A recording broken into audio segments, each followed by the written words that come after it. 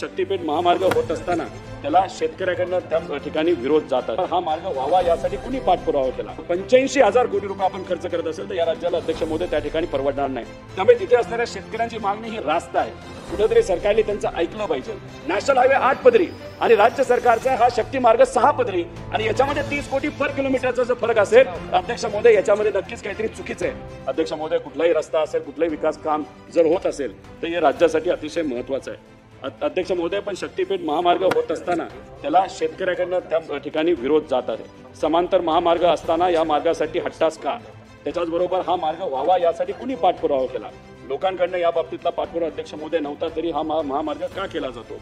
त्याच्याचबरोबर बागायती सुपीक जमिनीवर तिथं रस्ता झाला तर मग तिथे असणाऱ्या शेतकऱ्यांनी अध्यक्ष महोदय काय करायचं असाही प्रश्न। 50,000 शेतकरी आहेत आणि 27,000 हेक्टर जमीन या 800 किलोमीटरमध्ये अध्यक्ष महोदय तिथे जाणार आहे। त्याच्याचबरोबर भूसंपादन मोबदला सूत्रता त्याच्यामध्ये काही तफावत आहे। काही लोकांना जास्त मिळतोय काही लोकांना अध्यक्ष महोदय कमी मिळतोय। पुराचा धोका हा सांगली कोल्हापूर या भागातल्या लोकांना अध्यक्ष महोदय तिथे होऊ शकतो। असे अनेक विषय अध्यक्ष महोदय त्या ठिकाणी। त्यामुळे आमची विनंती सरकारला अध्यक्ष महोदय अशी आहे हे 85,000 कोटीच्या शक्ती मार्गासाठी सरकार तिथे खर्च करणार आहे ते न करता आता जे राज्यासाठी महत्वाचं आहे त्याच्यासाठी जसं शाळेच्या खोल्या असतील शहरी भाग असू नाही तर ग्रामीण भाग असू त्याच्यासाठी खर्च झाला।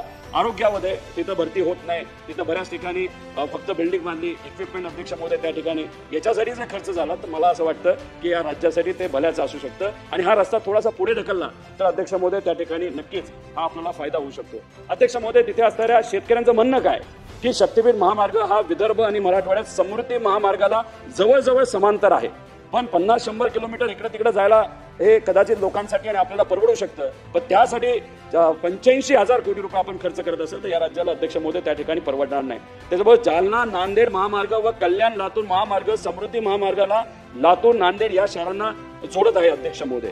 त्याचप्रमाणे नागपूर तुळजापूर NH 361 व सोलापूर कोल्हापूर रत्नागिरी NH 166 हा महामार्ग प्रस्तावित महामार्गाला समांतरच राहणार आहे अध्यक्ष महोदय। त्यामुळे तिथे असणाऱ्या शेतकऱ्यांची मागणी ही रास्त आहे।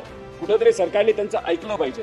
नितीन गडकरी साहेबांच्या माध्यमातून पुणे ते बेंगलोर ग्रीनफील्ड एक्सप्रेस हा 8 पदरी होणार आहे 6 पदरी नाही 8 पदरी होणार आहे। एकूण खर्च 50,000 कोटी रुपये होणार आहे म्हणजे किलोमीटर 700 म्हणजे त्याला प्रति किलोमीटर किती खर्च होतात 71 कोटी 42 लाख अध्यक्ष महोदय। म्हणजे एवढी मोठी तफावत अध्यक्ष महोदय म्हणजे पर किलोमीटर 30 कोटीचा अध्यक्ष महोदय फरक आहे। म्हणजे हा फरक अतिशय मोठा आहे।